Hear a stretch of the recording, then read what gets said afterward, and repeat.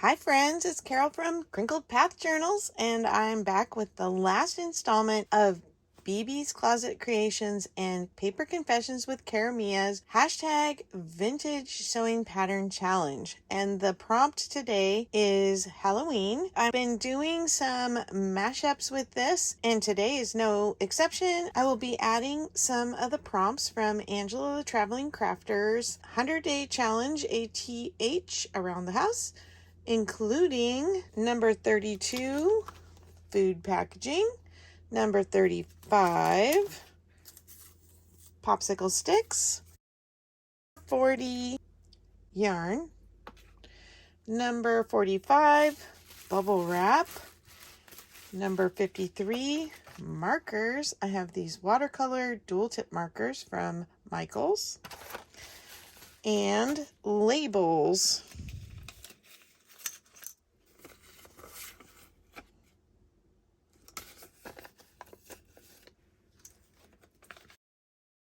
I will be including some memory keeping as we go.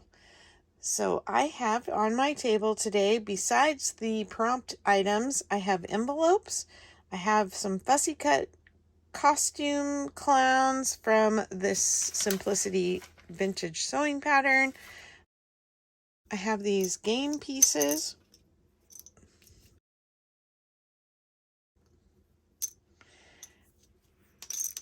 And I have rickrack and bias or seam binding. So I thought I would just have a little play and maybe bring you along for a few of the pieces of it to show you how I'm using things, and then I'll show you what I created at the end of the video. So come along.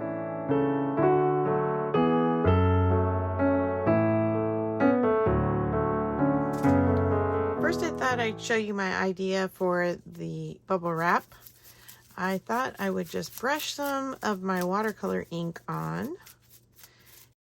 This is a brush tip, and I'm trying to just get it kind of evenly on there without popping the bubble wrap. And I'm going to put it on this envelope that I have behind. So by placing it over the top, I can see how much I need to cover. The nice thing about watercolor markers is that if they dry, they reactivate with water.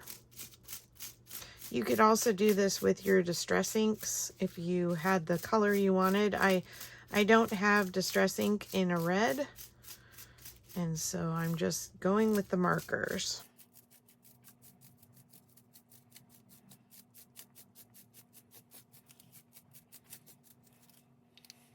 Okay, I have a little spray bottle here of water. Try not to get everything now sprayed. So that activates my watercolor marker, and then I'm just going to very carefully try and lay it down without moving it. Once I have it in place, apply a little pressure.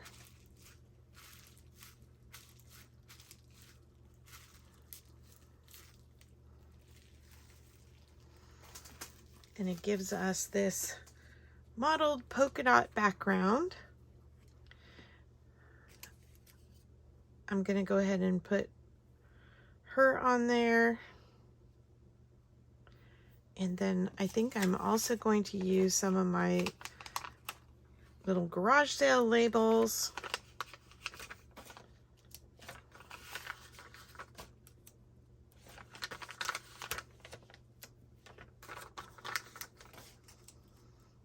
That just helps move your eye around the page. And this is going to go in my popcorn bucket as a tag once I glue her on.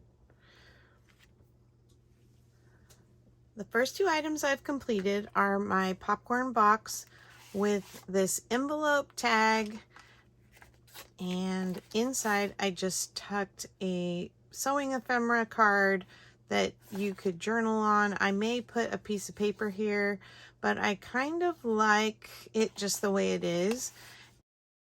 Other things can get tucked in here as well. And I use part of the flap from this, actually the front cover corner of the sewing pattern, a label, some rickrack and seam binding to make a pull tab with this button. And yeah, my little price tags are not sticking really well. I think I need to add some glue. And our clown from the pattern.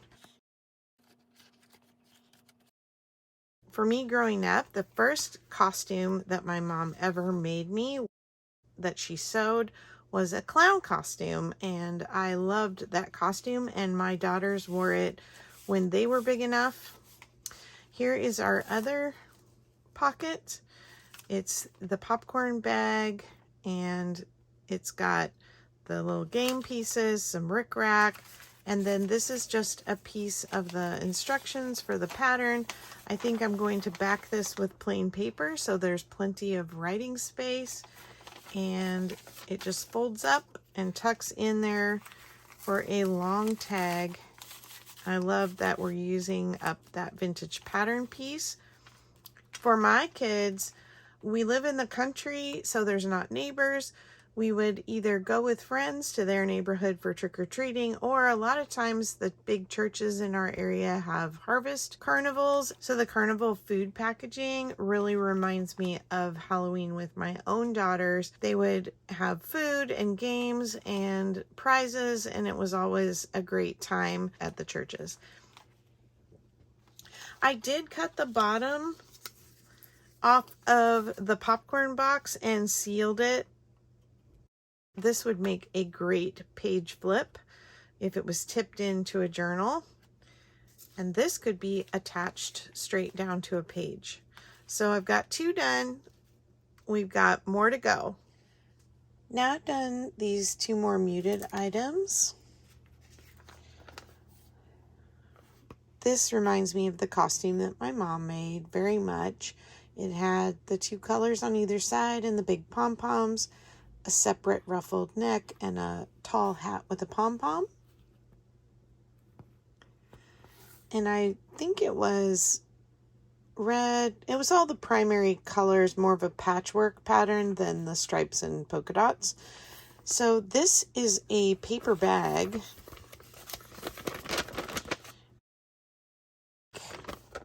And I wanted to make something to go in it. So I went ahead and took this business envelope with a open window space, and I decorated this side with some of the sewing pattern instructions, some buttons, and this is the purchase information from the sewing pattern. And then on the back, I just made this little spot to maybe write a quick note or identify what's getting tucked in the pocket. It has cardstock on the back, and then it has this little card that pulls out with the measuring tape from the pattern, a label, which was one of my prompts from the 100-Day Challenge ATH. I have this cute little clown and some buttons. And then it just has the hat pattern because I figured this would work for doing journaling over. It's neutral enough.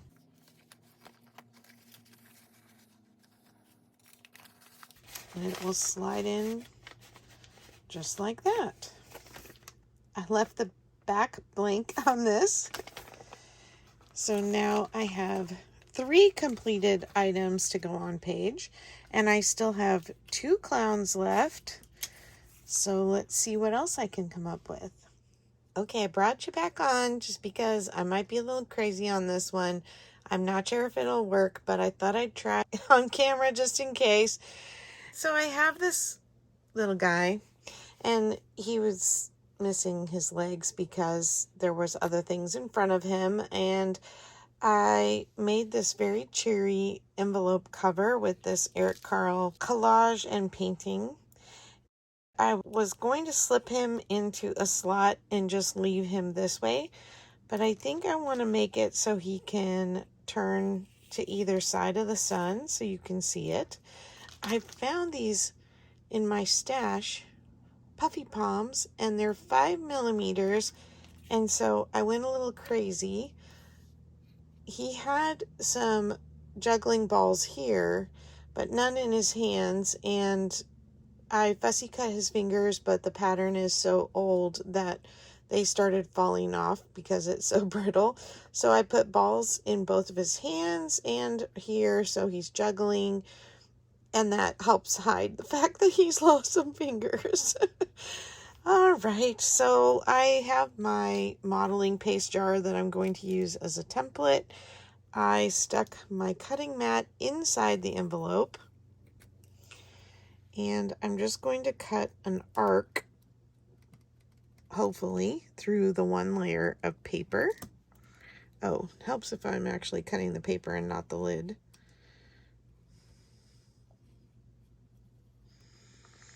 Yeah, I think I already messed up cutting. Yeah, it keeps wanting to climb up the side of the jar.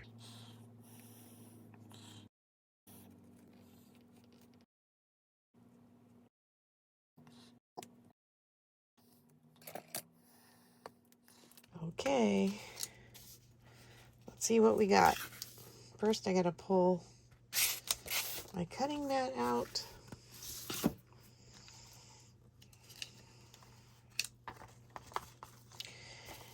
And I noticed that I did cut right here off the line. So before I stick this in, I think I'm just going to put a little glue on that and let it dry. Maybe tack it with a tiny piece of scrap pattern. This will melt into the envelope, hopefully, and keep that running smoothly behind the scenes.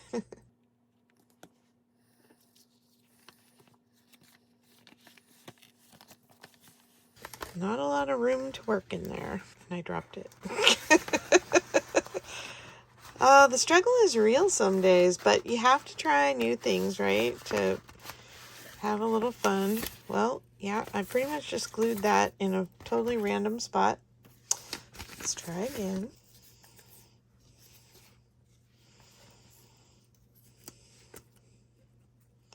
The same principles that make us love the art glitter glue, because it adheres so quickly, are also the things that give us a struggle.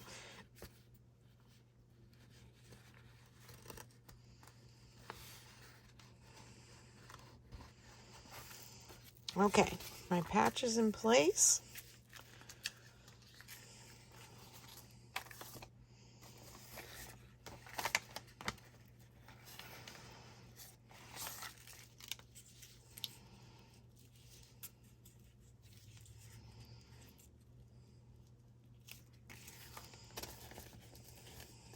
Okay, there we go.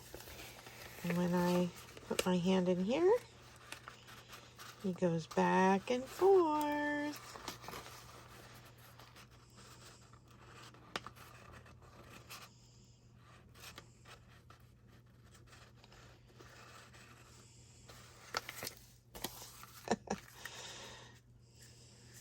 Well, that was kind of fun. I'm going to set him off to the side here so the sun can peek at us. Okay, I'm going to make some kind of a journaling card to go in this, and I'll be back in a second. Hold that thought. I'm actually going to glue this. Okay, I'm showing you down in here.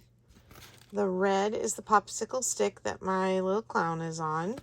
I'm going to put glue on the end of this, and I'm going to glue it down there to the red one and not glue it on this upper half, and hope that it will stay together and that I can use this for the arm to swivel him.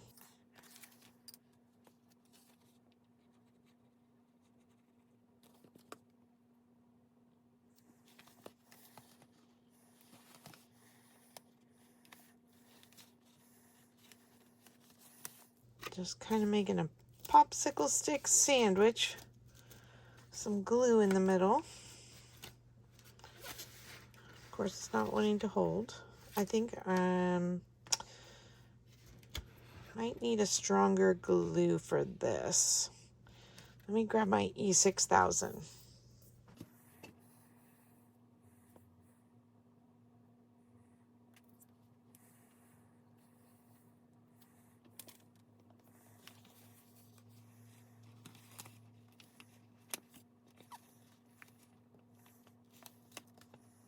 Okay.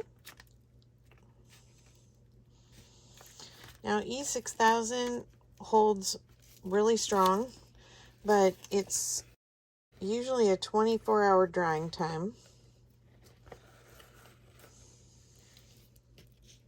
So yeah, I shouldn't mess with it now until it dries.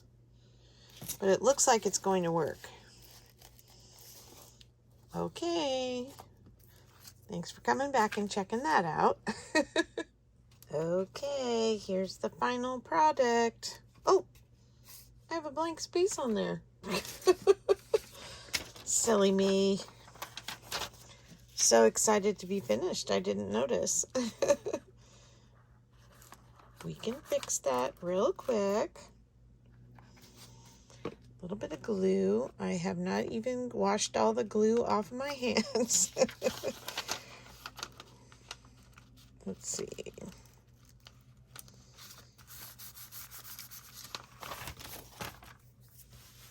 It's been a very gluey day, but it's been a really fun time just to sit here at my desk and play and kind of take the pressure off a little bit by going ahead and leaving the camera off during the process. Sorry to have you miss out with the lengthy process, but maybe you're actually grateful of that. All right, I think I've shown you the things that were difficult or that were something kind of different that I tried, like this, and the bubble wrap.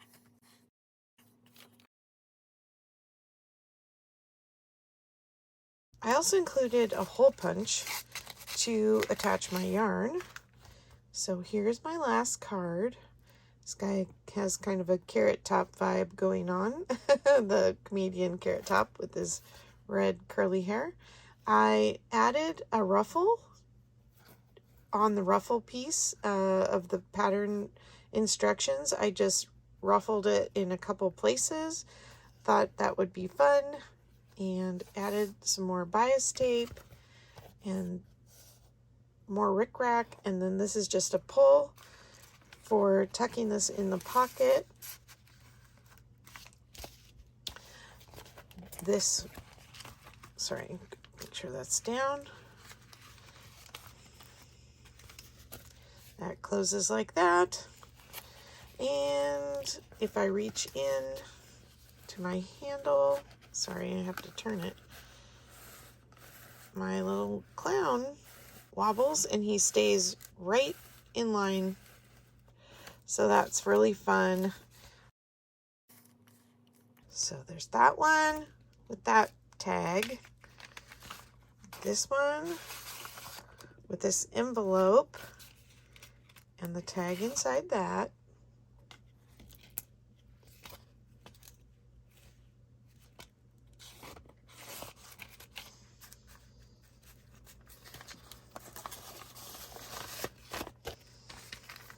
My popcorn bag with this pattern piece inside that can be used for journaling. It's just folded into fourths. And my popcorn box.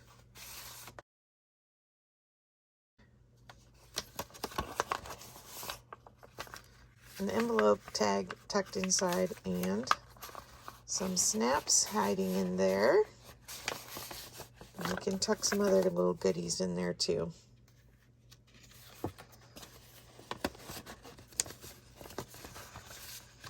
I wanted to thank BB and Kara for coming up with the collaboration. It's been really fun to participate. I love the sewing and the pattern play. And I can't wait to use these in future journals or a circus kit or something. This one is definitely going to go into my next 70s journal, where I can journal about my Halloween costume that my mom actually sewed me. It's just a fond memory of something she took a lot of time and effort to make, and it got used a few years in a row for me, and then my older daughter wore it. She was a clown with the Make-A-Wish Foundation. As a child, she would go actually with my mother-in-law, who was also working with them, and they would do a big Make-A-Wish Christmas party every year, and she got to be a part of that. And she was around children with special needs because of my career and because we had friends with kids with special needs. And so she was able to go into those Make-A-Wish parties where kids had cancer and had degenerative diseases, and I loved that she treated them all the same, and she made them smile and made them feel noticed and loved. It never fazed her if they looked different. We should learn from a child in that, to respect everybody regardless of what they're going through. So there's lots of memories tied to this costume. Thank you so much for letting me share today, and I hope you'll come back and see me in another video soon. If you haven't subscribed, I would love for you to subscribe. I'm about 10 subscriptions away from another major milestone of 700 subscribers, so please hit that subscribe button if you want to help me get past that milestone. I would appreciate it ever so much. Thank you for helping my channel continue to grow, for coming back and watching and leaving your comments. I'd love to hear from you, and you will hear from me again in the next video. Take care. Bye-bye.